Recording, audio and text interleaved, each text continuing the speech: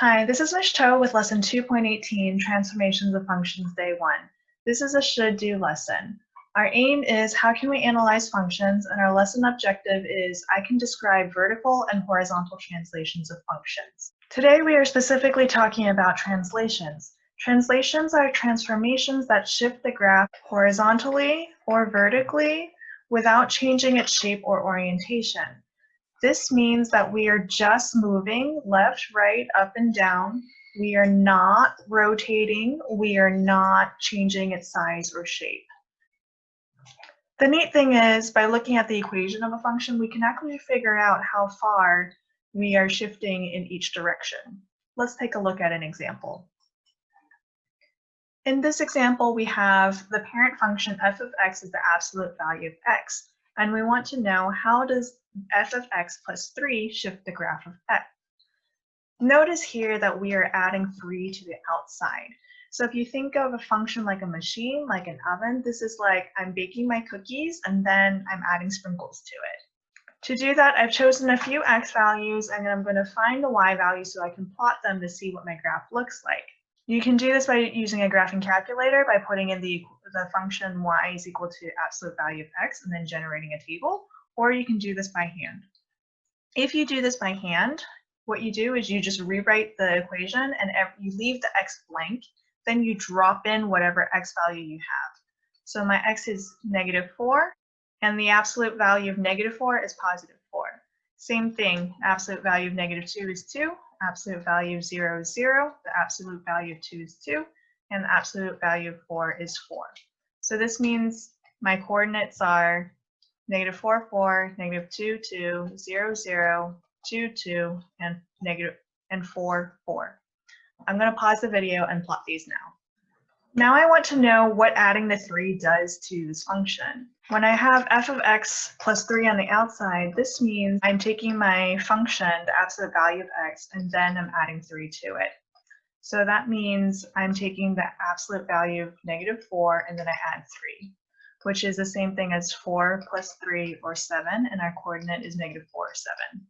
And then the same thing here. I'm taking an absolute value of -2 plus 3, which is 2 plus 3 is equal to 5, and our coordinate is -2, 5. And I'm going to do this for the rest. Now that I have my points, I'm going to plot them. It seems that when we added 3 to the outside, we shifted the graph up by 3 units. We want to know if that's true in general, so I'm going to check this out on Desmos, which is an online graphing calculator. What I've done here is graphed a parent function, f of x is the absolute value of x in black, and then added a k on the outside in red.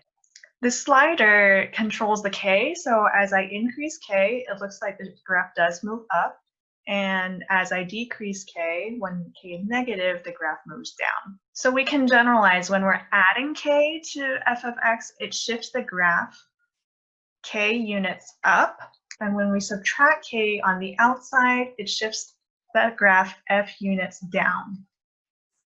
Let's take a look and see what happens if we change the inside instead of the outside.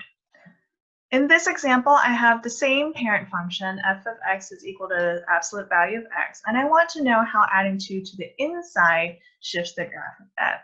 So remember, if we think of the function like an oven, this is like taking your cookie batter and adding chocolate chips to it before you put it in the oven. Here, I just recopied what we found before so that I could plot the original function. I want to know how adding 2 to the inside changes my function.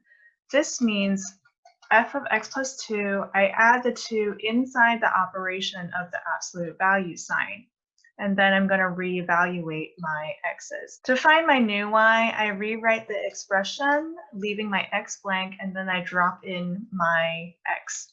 So this is the absolute value of -4 plus 2, or the absolute value of -2, which is 2. And then my new coordinate is -4, 2. Again, I rewrite, drop in my x, and then evaluate. So this is the absolute value of -2 plus 2, or the absolute value of 0, which is 0, and my coordinate is -2, 0. I'm going to do this for the rest of the coordinates. Now that I have my points, I can plot them. And what happened here? It looks like our graph shifted left, which is kind of not intuitive. But let's see why it works. -4 is saying, I'm not really -4, I'm a -2. So you take the function value was at -2 and you put it in -4 spot.